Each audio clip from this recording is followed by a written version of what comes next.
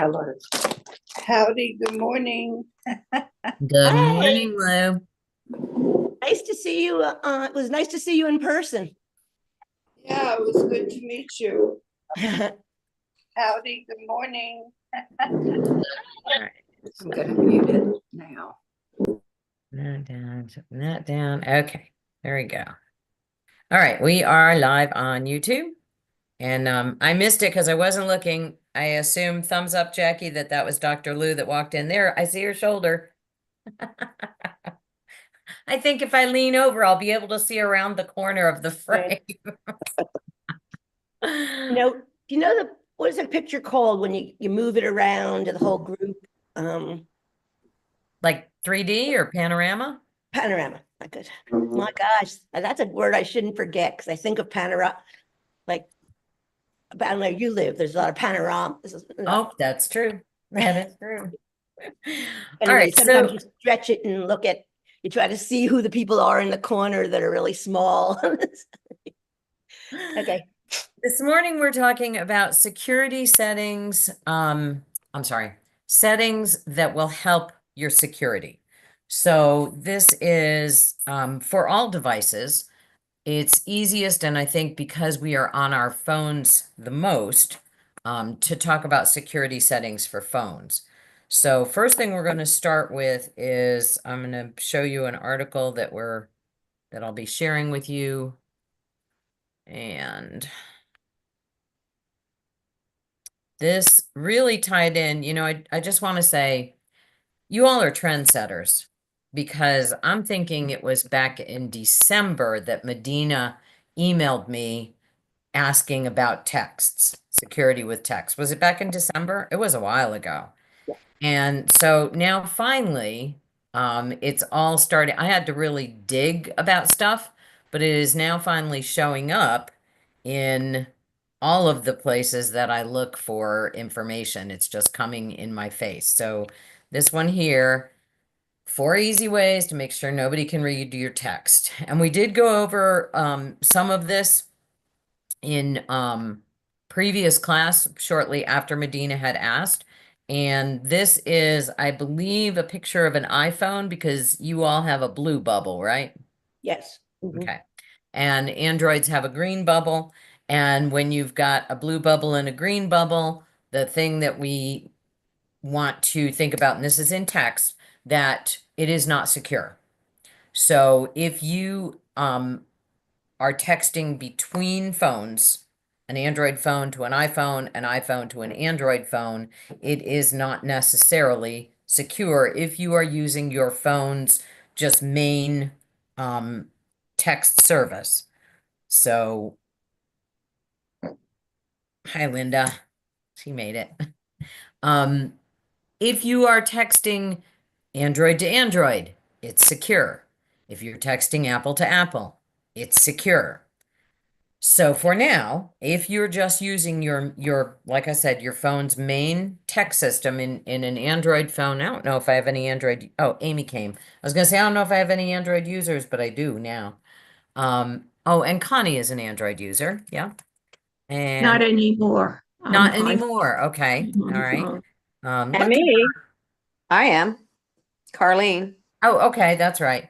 Um, Amy, are you actually on the dock or is that a background? I'm on the dock. Look at this tech savvy user I actually going out know. and having fun. Oh, we got a crocodile spotting. Ooh, I know. Anyhow, I don't mean have to you interrupt. seen it? Is it out there now? It's not out here now. It's the kayaker saw it, but Cool. anyhow, So you Becky, know, it was sorry. here's my Paddle the Florida Keys ad. Yes, Um, American crocodiles are the least aggressive member of the crocodilian species, thank period. you. And alligators are far more aggressive. Yeah. Crocodiles from around the world, African and South American, are Yeah. far more aggressive. American crocodiles, I have paddled on my paddleboard for an hour chasing one, and I never got close enough for a picture. They're Okay. terrified of us. So Okay. Thank you. Nancy? do not worry. I'm sorry. They come in my pool, so they're not too terrified. Oh, So we, Cool, so, Jackie, come Well, on. That's because they want fresh water. Yeah. No, but no, they're saltwater they are crocodiles. saltwater. And my pool has that, it has salt to combo. make chlorine. Crocodiles can live in fresh water, brackish water too. Bracket, yeah. So, Yeah. all right, quick question, because now we've gone way off track. Jackie, have they ever acted aggressively towards you? No, but a year ago, it continued to come in the middle of the night. I'd be there in the morning. I'd go down, and the people from the crocodile place said, "You can get in the pool and she'll get out." But she only weighs 350 pounds. So I threw coconuts at her. That's how I got her out of my pool. And the guy just said, I can come and get her, but she'll come back because she was nesting in the area. oh, Yeah, so she's been on South Bounty this year. It was in the paper last week, it was in somebody's pool. Ah, But the yeah. moral of the story is she didn't bite you. Oh, no. I Now she also will didn't, eat a small dog. Yeah. They will go after prey, if there's something annoying them. But honestly, when in comparison to other members of that species, not to be afraid. Linda has another story.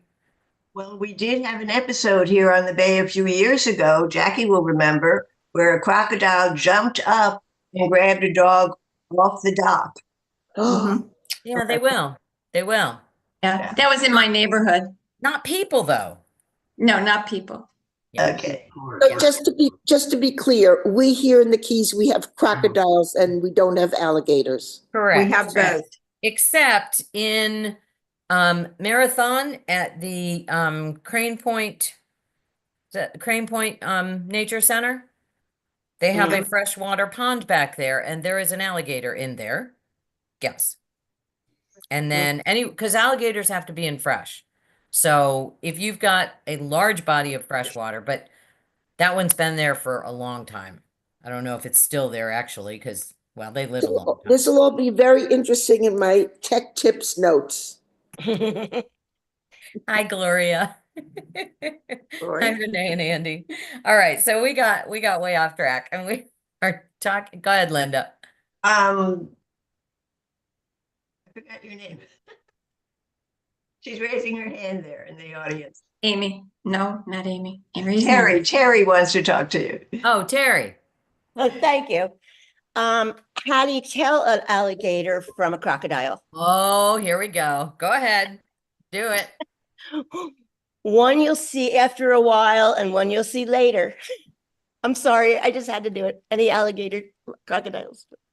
Oh, An alligator you'll see later, and a crocodile you'll see in a while. Yeah. Thank you. Thank you. I feel like my husband just walked in the room with an edge. All right, so we're going to go ahead and go back to talking about texting between Apple and Android and how to keep texts safe. So going through, we talked about the bubbles, going back, and you guys will get this link, so don't worry about it.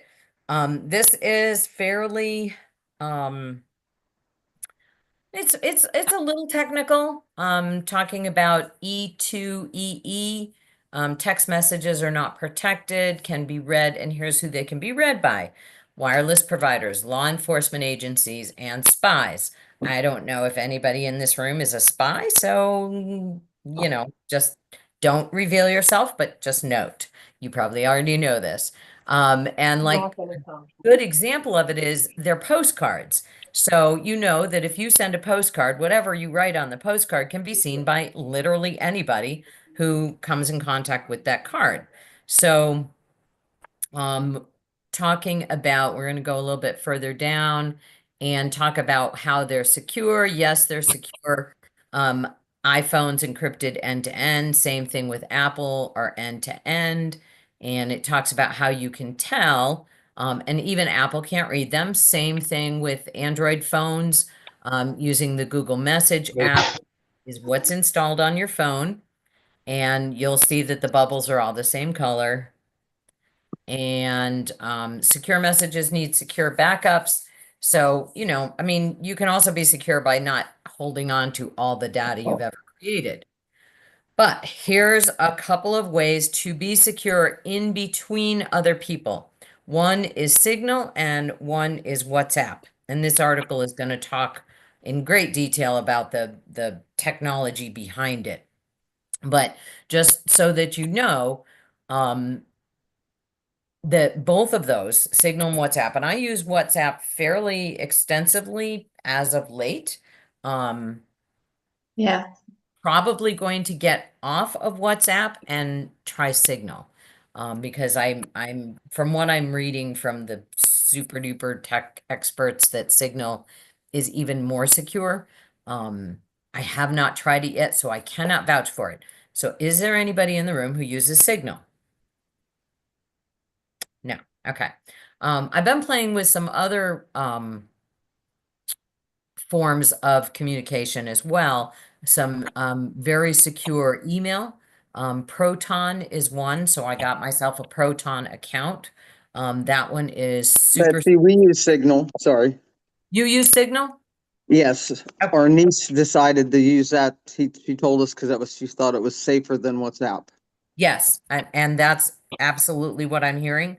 I'm using WhatsApp for folks that, it's like my work at the animal shelter, really doesn't need to be secure, but tell me about your experience with it. Well, I've had phone problems lately, so I have to get back into it now, but Okay. it's been the same as WhatsApp. I don't notice any difference, but it was fine. So operates the same, no learning curve with it. No, it's, you just text and send a message. Okay. All right. And you can have groups too. You can have the family or just individual people. Yep. Okay. Took me a So while to answer you because I couldn't find my unmute on the phone. okay. I'm on And the phone instead of the regular computer. gotcha. And it doesn't matter if you are texting people who don't have Signal, correct? I haven't done that. We just Ah. use it for family. So Would you send me a text? I can't get on it right now. But when I changed phones, it didn't come on. I got to sign up again. Gotcha. Okay. So All right. Well, if I can reach Andy, I can have him send you a text. I don't know if you can send it to other people. I thought we only used it for family. okay. So So- that's a consideration that we're going to look at. Let's go ahead and go a little bit further here. So I know that many of us are familiar with WhatsApp. So we're not really going to go into that, but let's see about Signal. Open source is a nonprofit. WhatsApp is owned by Meta, which is also Facebook and Instagram. So if you're not into Facebook and Instagram, you don't have to have those to WhatsApp, but it is the same company. And this does say that Meta can't view the content of your messages. What's totally not secure is messages through Facebook. So the one that's the purple icon with the little sideways lightning bolt, that's not secure, and that's been hacked by many people, just as Facebook is. So, and it is in this article, which I won't go into in detail, it's Signal doesn't do backup. It does keep your messages out of backups. You have to migrate your messages from an old phone to a new phone if you want to keep them, and it tells you how to do all that if you want to keep your messages. There's a downside. Okay, here's the answer. And I thought this was true. You can use Signal to send messages only to other Signal users. And same thing with WhatsApp. You can't send WhatsApp messages if someone's not on WhatsApp.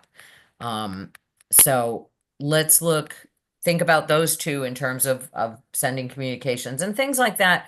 We think about what does it matter? What I say about, let's meet for lunch tomorrow, not so important, right? I mean, it's not like state secrets. However, on the other side of that, if we're thinking about security in general and thinking about being safe with everything we do, the less data and information that is out there about us personally, our habits, and anything that we do, when we hear the horror stories about people who have been taken for large sums of money, oftentimes it's because their data was out there and an easy opportunity presented itself. So, is somebody going to, come to your house while you're out to lunch because they read your text? No, that's not how it works.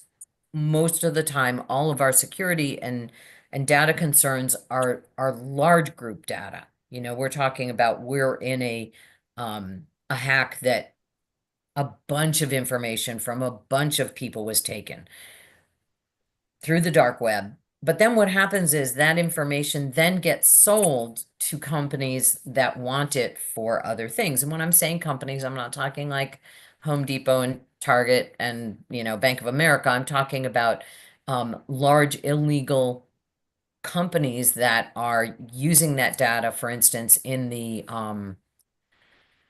there are many countries that have zero regulations on this kind of thing. So when you hear about the romance hacks, the romance scams, where somebody, says, "Oh, I'm a doctor working with Doctors Without Borders, and I need some help, with this poor village that just got hit by a typhoon," and we all hear the stories about them.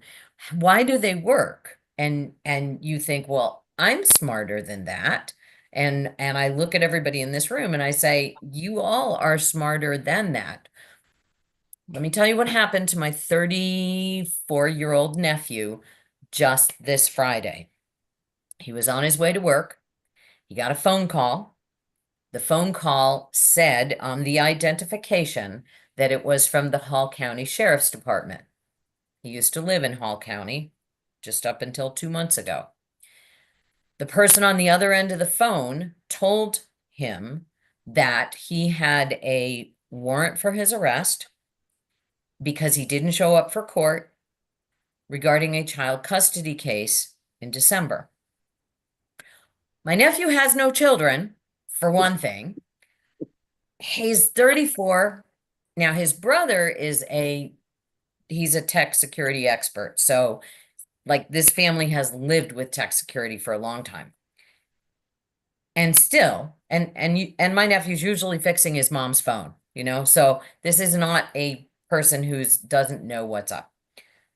But he bought into it. He bought into what, one, the sense of urgency, two, money, because they were saying that he owed $1,500. No, I'm sorry. It was more than that. It was a couple of $1,000s. And to pay for the court costs because he missed, and they had a warrant, and he could pay for this fee by coming to the sheriff's department, and they would take care of it. And he wouldn't be arrested, and he'd just have to show up for court. He started to panic. He's trying to think of who is he going to call for money. Let me go back to the fact that he doesn't have children, but maybe he was supposed to testify for somebody else's child custody case. I'm sure that he knows people that are dealing with divorce and things like that. So he kind of went in that direction. He knew it wasn't about his own child because he didn't have one, but he still bought into it and got led down this path of panic for a good 10 minutes while he's trying to get to work. And really a frightening experience for him. He realized, and they said, they told him that they didn't say gift cards, but they said he could pay with either a check or cash. And so for some reason that got him, that the saying that you could pay with cash for something like that started to sound fishy. And then he started to think about it, and then he hung up the phone.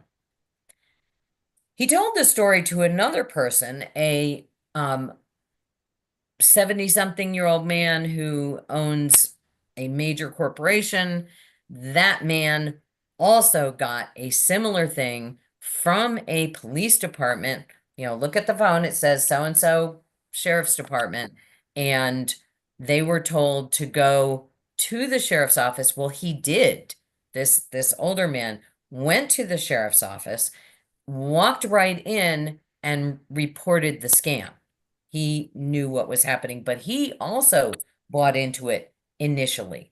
So here are two people who are very tech savvy, who got emotionally wrapped up in something, and it just took them away from their reason and sensibility on how these things are not right. Now, here's the interesting part to me, and this is where why I'm talking about security.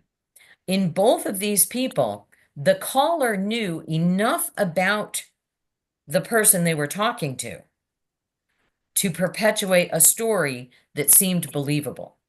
And that's the hook for me. The rest of it, you know, we'd like to think we're savvy enough. We'd like to think that we're savvy enough when it comes to, you know, a phone call where somebody says, I'm your beloved so-and-so, I'm in trouble, I need help now. And I think that when we care about these people in our lives, the beloved so-and-so is an easy hook that grabs our emotions. Then they put in a sense of emergency to it or urgency to it, whatever the story is. But the sad part is there is enough information in that phone call to make you believe it. Where do they get that information from? Well, it's all over the internet, right? You know, Amy. So what doesn't make sense to me is why would they tell them to go down to the police department? Because at that time, it's going to be not like, no, we don't have a warrant for your arrest. So that's the part I don't understand either. Well, they said that they would meet them in the parking lot. Oh, okay. Now it makes sense. But isn't There's that another red bold? flag. Isn't that bold to actually meet them Yeah. in the parking lot of a police station? That And that's a red flag. Like, why can't I come in and pay it? You know? yeah, exactly. Exactly. But at Very, that very point interesting. in the story, and that's a good catch. That point in the story, my nephew said his stomach was so churning with anxiety that, you know, all of those chemicals flooded his brain and he couldn't Yeah. think correctly. Yeah. So luckily, the moral of those two is that nothing bad happened. They both Good. identified that this was a scam. But so now we go back to the question of when we send texts, if they're not secure, should we be concerned? You know, I'm going to lunch with my friend tomorrow. You know, every little bit of data seems like could be important to someone. So while we can have more secure systems like texting through WhatsApp, using Signal, being careful about the things that we're saying, making sure that what we're clicking on, making sure that we're using secure settings in our devices, the reality is it's still going to boil down to your behavior. It's going to boil down to knowing, one, that anybody can clone a phone number. Because my nephew actually did call the number that was being displayed. Uh-huh. It was the Hall County Sheriff's Department. Wow. So that person wasn't calling from within the Sheriff's Department. They were cloning the number. Same thing with being able to clone our voices. When we get a missed a call that we don't recognize, nowadays you don't want to say hello. If you choose to answer that phone, don't give them any voice data. Don't, because with AI, your voice can be cloned with just one word. So don't, when you answer the phone and it's somebody that you don't know, you don't want to say hello. You can answer the phone if you're curious. Don't say a thing. The problem with answering the phone these days is oftentimes it is somebody checking to see, is this a real number? And not somebody. I'm talking about a major operation where they are just computer generated, randomly figuring out if these are real numbers. That happens all the time too. But so then we go back to the dilemma, what about our doctors' offices? Oftentimes the number we have that we're allowed to call is not that back number, you know, and so that's a real challenge. Hopefully they leave a message, or I I answer those phones with a fictitious voice Ah, that's interesting. Wow, what a because, good idea. well, Hello. because you said they could clone your voice. So I just either let really low, right? That's a great And, idea. they know that you're saying yes. So it's a lot easier than waiting for an email, a voicemail, which sometimes mine don't come for hours. Yep. So, That's fun. And it's also kind of messing with them. You yes. know, if it's not a legitimate person, it's kind of messing with them. Back when we had landlines, when somebody would call and it was a telemarketer, my dad would lead them on for 10 minutes just for fun. You know, it was like his little amusement. So, that's a great idea, Linnell. Great idea. So the idea of this conversation isn't about scaring you. It's about being aware that, I tend to take lightly the million texts I send all day long, and does it matter? And now I'm starting to think maybe it does matter, that we are more cautious with how we're sending information out there. So we're going to go back to that share for a minute. And okay, self-deleting messages. This is another thing that they are recommending. And this is, well, let me back up one bit. And this is, if you use, when we talked about the bubble, blue bubble, encrypted end to end, blah, blah, blah. So that's how you know if they're encrypted. Self-deleting messages stored on your phone can be read or stolen. So consider setting your device to automatically delete messages. And here's how you do it on an iPhone, and then we're going to go through this in in Android. So on your iPhone, you would go to your settings, go to apps, go to messages, message history. That's how to select how long these messages stay on your phone. They do not have a similar feature in Google Messages. It would be a hand delete. Signal and WhatsApp let you set different timelines. Know, though, that they are encrypted. So, technically speaking, I guess they could be stolen from your phone, but you can also set individual messages to be read once and then be deleted. I think for me, that would never work because I'm always going back to a message going, what time was lunch?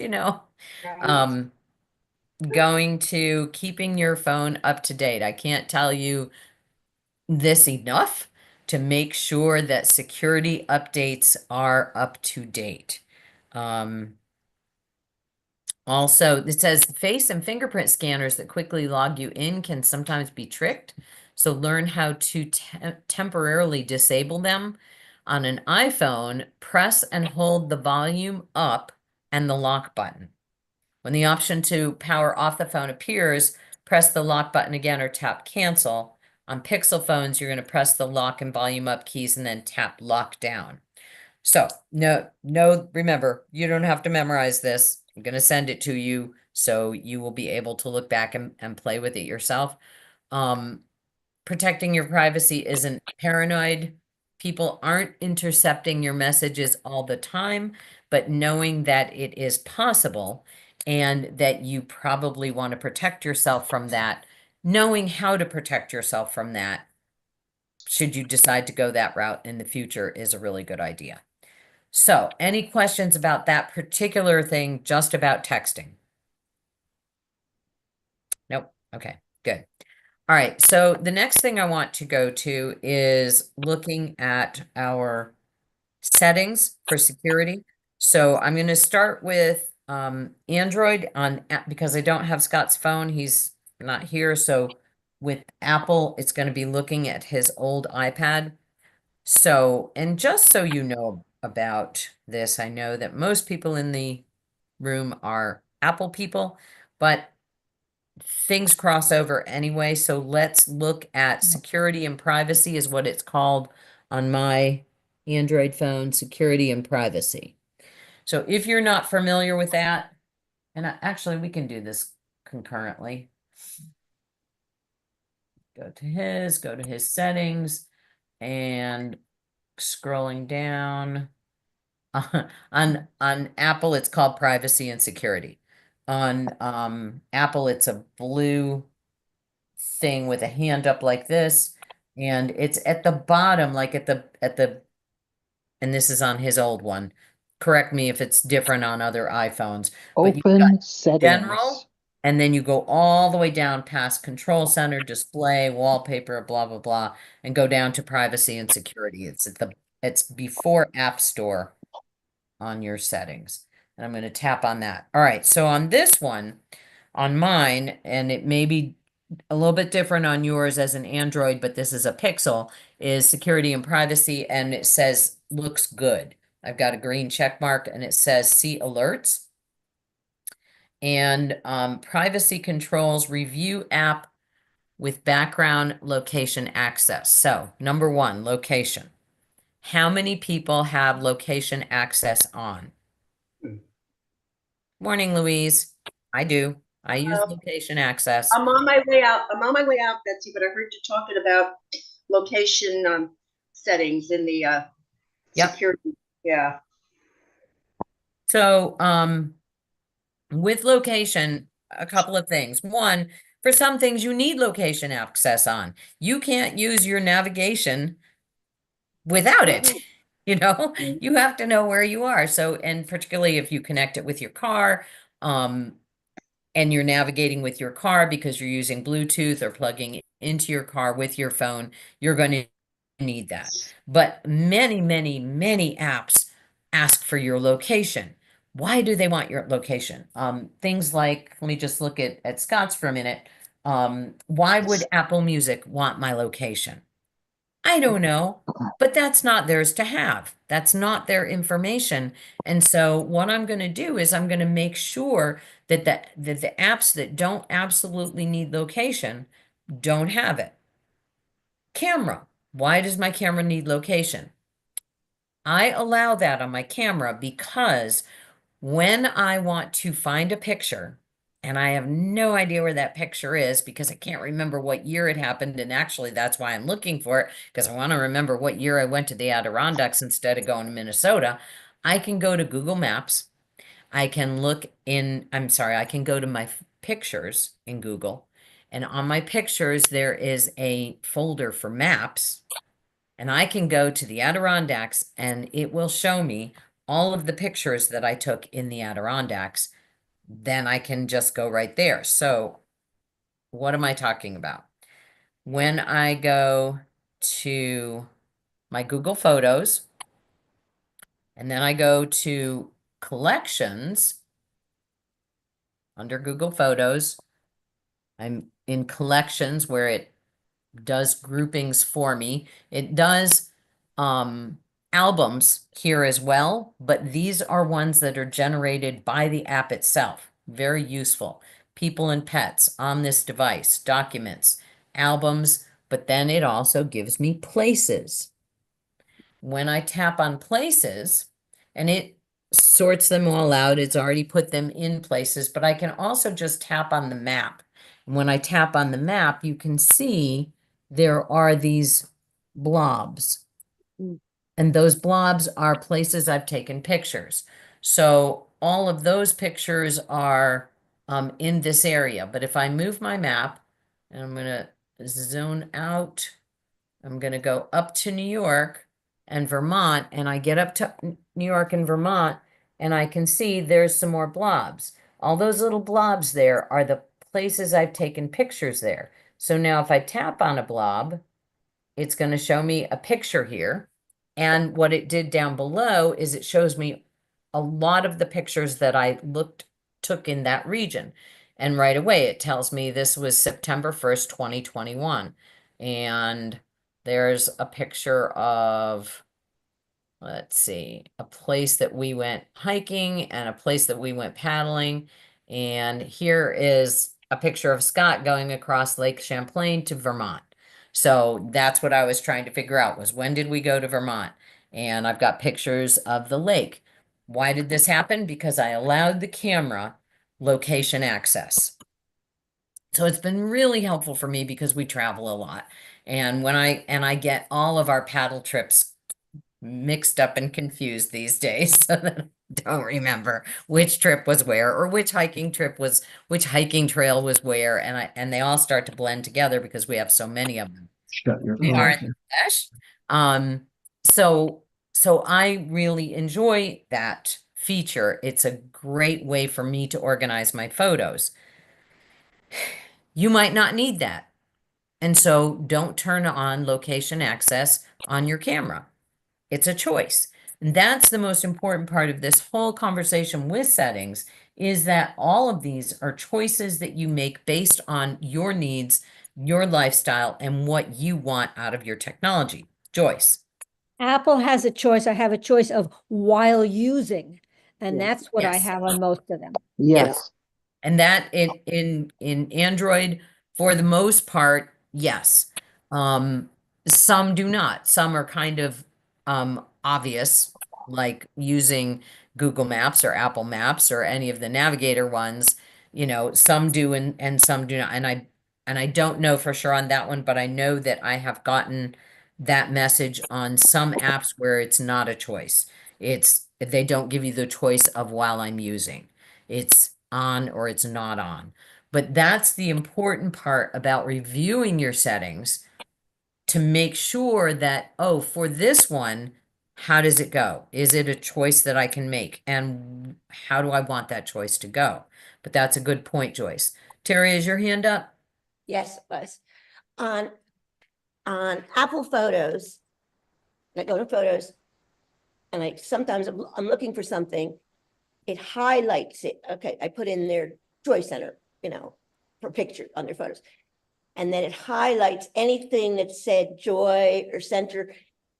And how do you get that highlight off? Because I just saw a picture on Facebook that I didn't realize was there.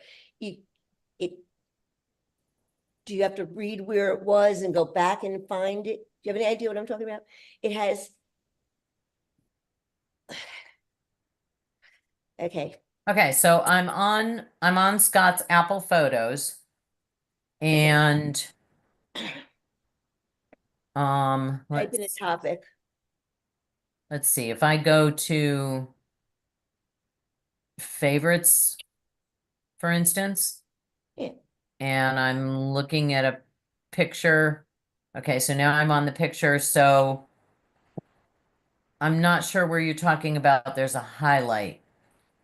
Okay, you went to a picture that's on the, is it a screen with all the different pictures on it, or is one picture? I'm just looking at one picture.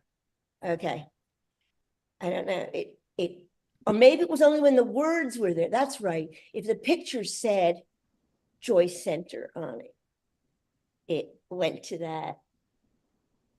Statue of Okay. Liberty.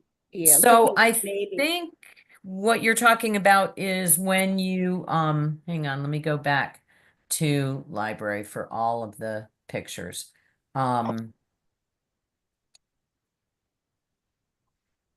So if I just go to library this is an iPad.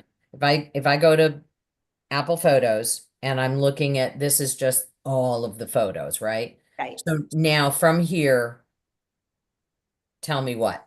Into the middle there, and where you can type. Okay. And I put a topic. Okay, so you're doing a search for a I'm specific. doing a search for a Okay, specific. so I do a search and I go search and I'll say Joy Center, just because there might be some, Thank you. and we'll see what happens. No results. Okay. All right, we'll do Joy, and it comes up with Joyce Oliver. So that's a friend of ours. So let's just say it's the same thing. So I typed in Joy, and now I got pictures of my buddy Joyce. Okay, Okay, I'm now gonna have to find one and send it to you, because it's just weird. It comes on different pictures. It's like it's highlighted it. And so if you go to make it into a picture, it still has that highlight into it. Or if you try to, okay, it That's how it probably doesn't. sounded. So you're talking. Okay, let me send you what. Okay. picture All comes right, up. send one to me. That would be Thanks. good. So going back to let me get out of that for a minute. And going back to our settings. So, But Betsy, before you move to another topic, I have a yes, question go. on while using.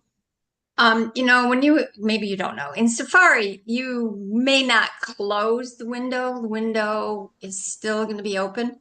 Yep. Is while using that considered while using if that window hasn't been closed? I believe so. Okay. I believe so. And I like that you asked that because there are two schools of thought about closing the windows. I'm of the school of thought I close them all because I think that that is while using, because they're operating in the background, right? There are many things operating in the background that you've given permission to, because some have to. Some programs, applications have to operate in the background for your phone to work, or your pad to work, or your computer to work.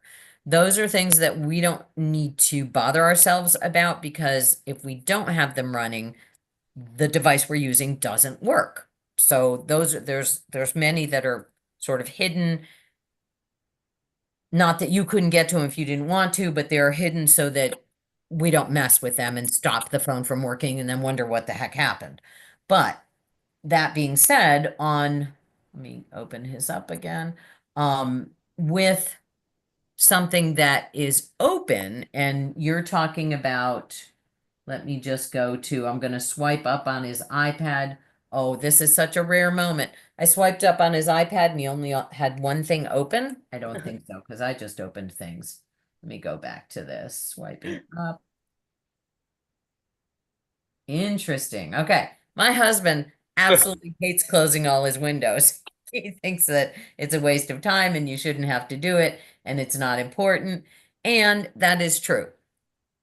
Tech experts say that closing them doesn't save you battery and doesn't save you space on your device in terms of how much data is being taken up. That is true.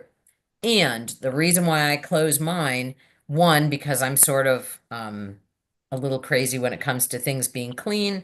And so, this morning we've looked at several things on my phone, 3 things basically. And so those are the only things that are open, because I almost always hit clear all when I'm done using my phone for a period of time. So I just close them all because I don't want them open. And I believe that, yes, that says that they are still operating, which means while using the device. Okay, so really good question. So going back to, I'm on the iPad privacy and security, and there I've got many choices. I've got location services, that's on for this iPad. Tracking, what does that mean? Allow apps to request to track, and it'll tell you, what are you allowing to track? My husband is allowing Facebook to track him, but not YouTube. Those were the 2 that had asked. Contacts. That one, he doesn't have any privacy or security issues happening. So what you want to do, and I'll just pull this down, once he hit privacy and secure, I did, then it came up with all of these apps that have settings available to tweak for privacy and security. In my Android phone, when I was on, let me go back to it, on security and privacy. So review application, and I got stuck on maps. We were talking about that. And yes, what I said was only allow while using the app. And that is with maps. So this says right here, Linnell, with maps, this app can always access your location even when it's closed.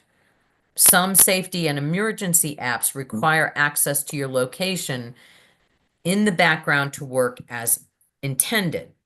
So think about 911.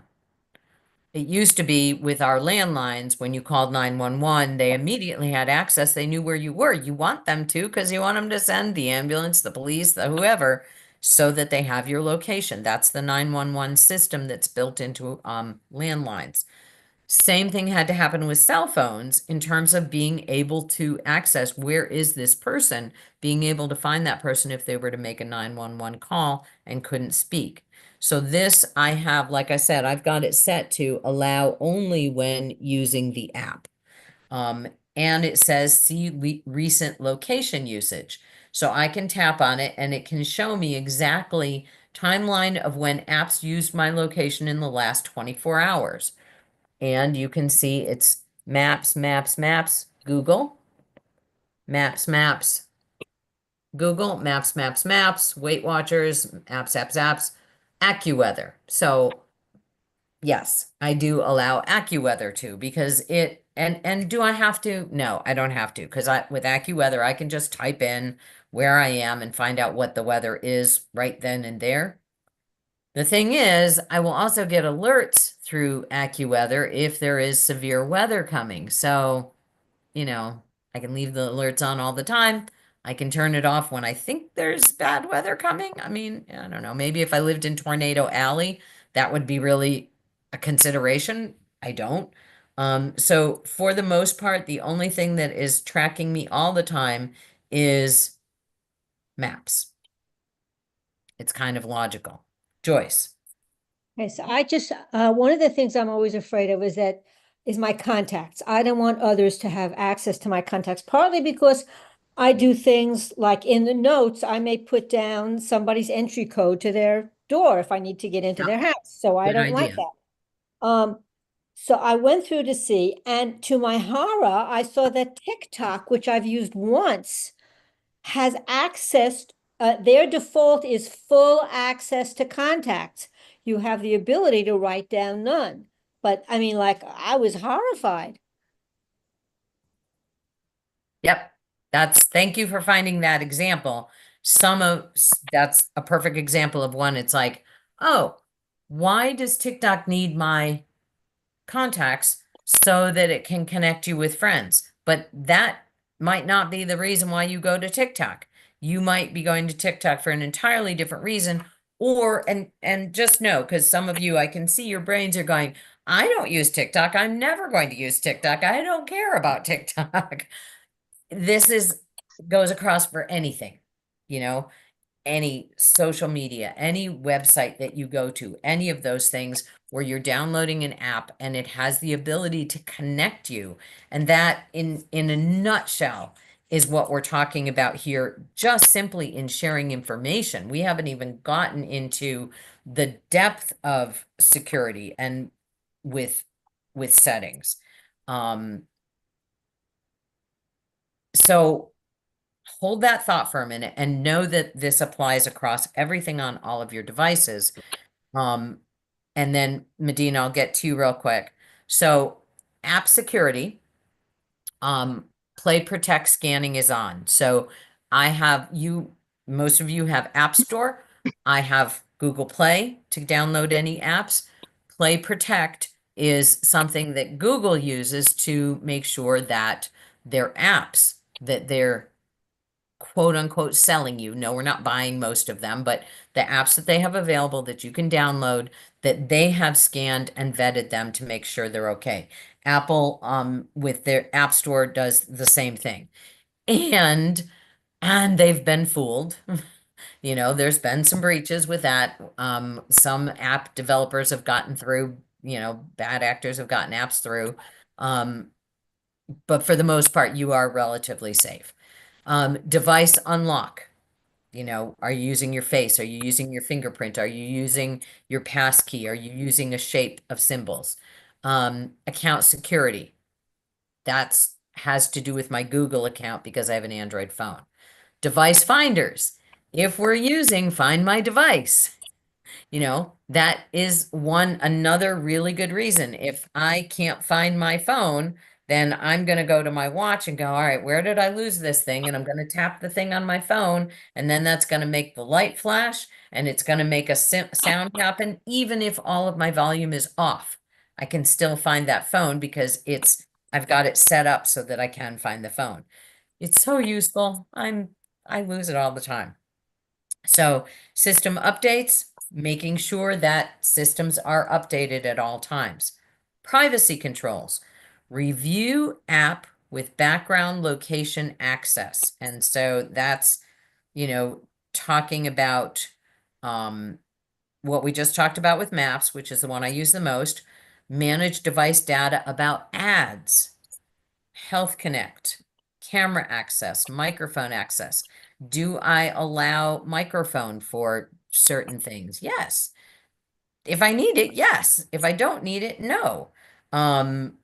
Passwords, clipboard, activity controls. There's so much depth to this whole thing of just looking at this one little thing that's called security and privacy. All right, Medina, question. No, just clarification with what Joyce said about TikTok. I've never used it, but I've received TikTok things from other people. So does that mean they have access also to my stuff? No. TikTok is one of the few social media apps that will allow you to view what somebody else sends you without having an account.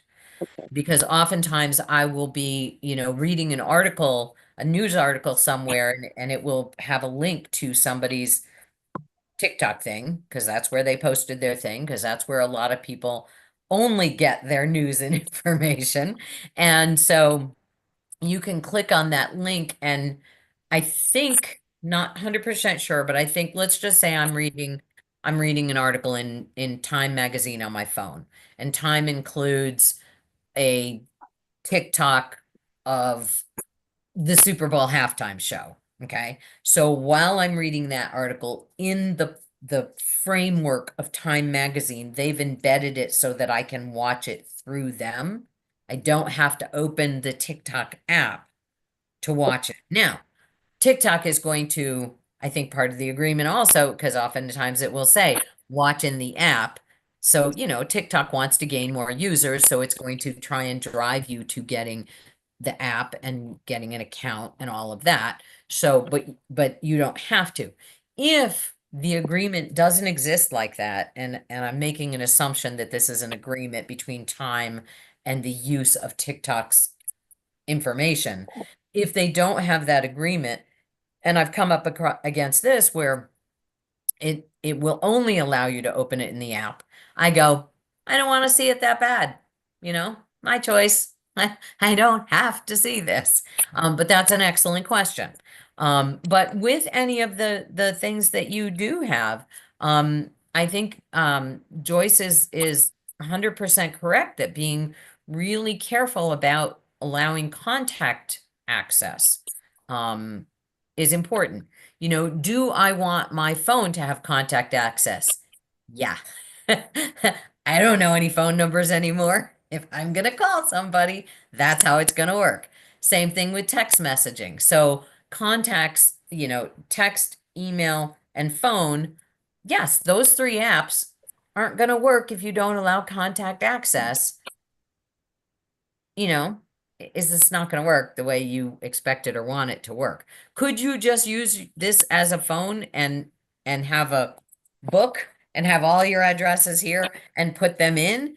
Yes. But then, is that secure? Now, if you don't know whose phone number is whose, how does that protect you?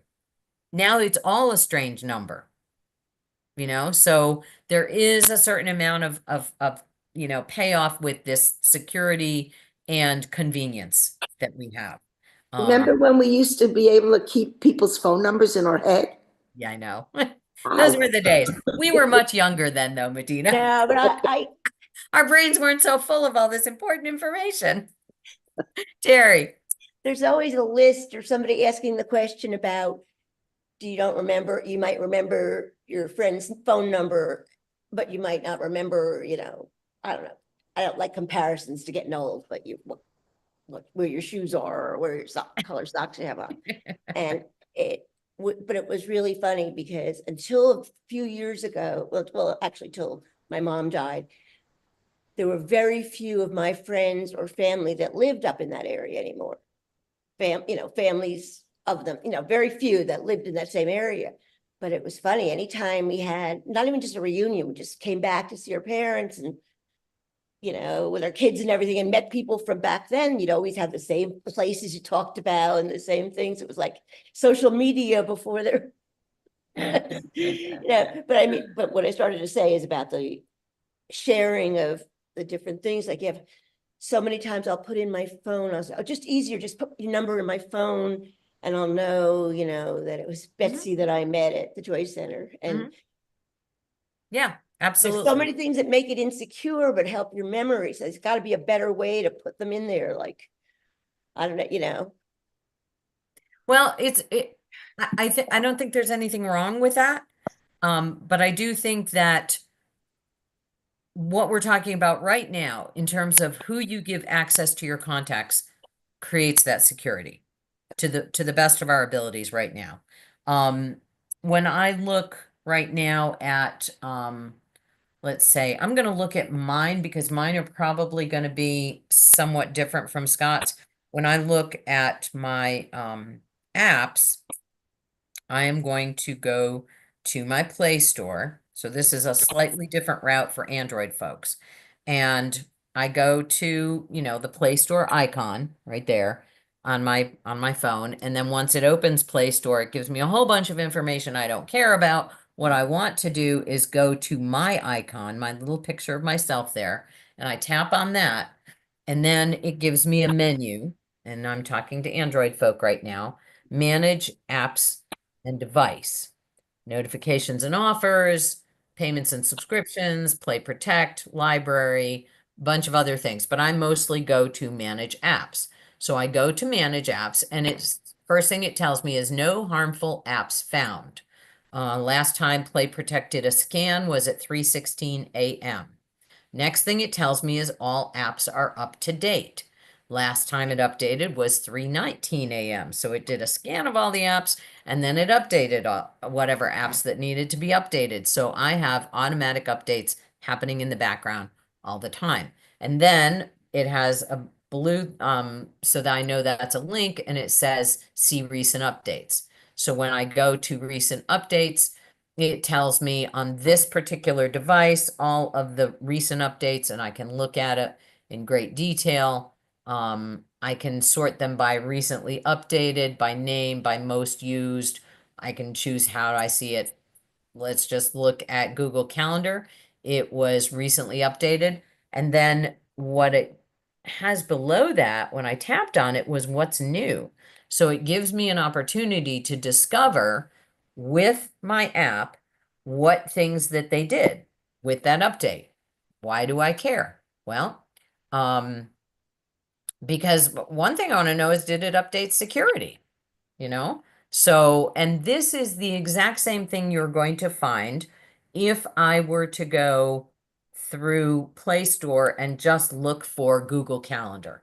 It's going to tell me exactly how do I use Google Calendar? How do I set reminders, rate this app? There's the reviews about this app and the typical things that you see when you look and you're going shopping for an app. So those are what it's going to show me when I go to manage my apps.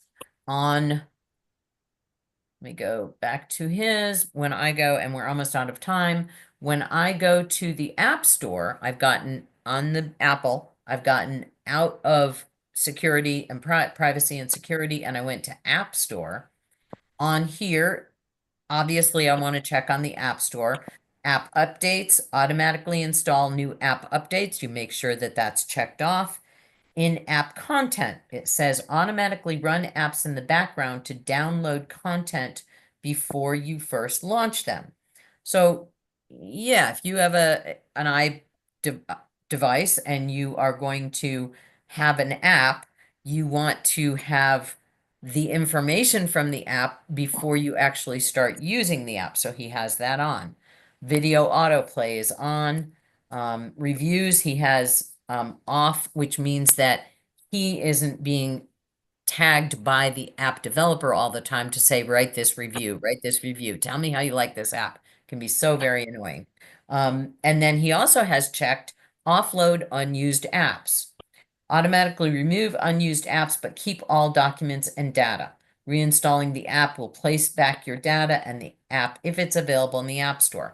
I have the same thing on Google Play, that when I have an app that I'm not using, it automatically disables it for a time if I want it back. It didn't lose any of my data and it's all right there, but it's a way that helps me keep things more streamlined.